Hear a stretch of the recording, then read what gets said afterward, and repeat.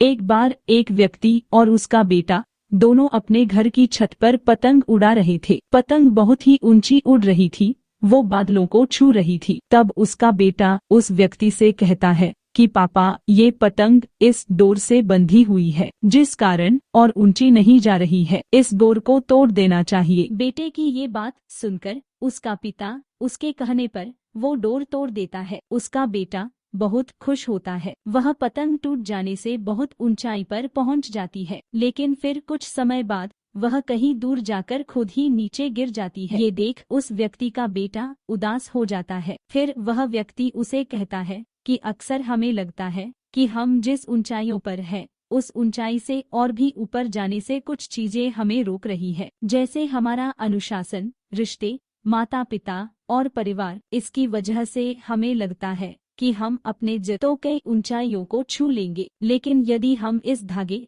तो तोड़ देंगे तो ठीक इसी पतंग की तरह कुछ समय तक ही सफलता से उड़ पाएंगे, अंत में नीचे गिरकर ही रहेंगे। ये पतंग जब तक नई ऊंचाइयों को हासिल करेगी तब तक वह अपनी डोर से बंधी हुई है, लेकिन जब पतंग अपनी डोर से मुक्त हो, जीवन में इस कारण ही सफल नहीं हो रहे हैं। इन सब से हमें आजाद हो जाना चाहिए। जैसा कि पतंग अपनी डोर से बंधे हुए रहती है और उस डोर की मदद से वह कई ऊंचाइयों को छू लेती है, उसी तरह हम भी अपने परिवार और रिश्तेदारों से बंधे हुए हैं। यदि हम इस धागे से जुड़े हुए रहेंगे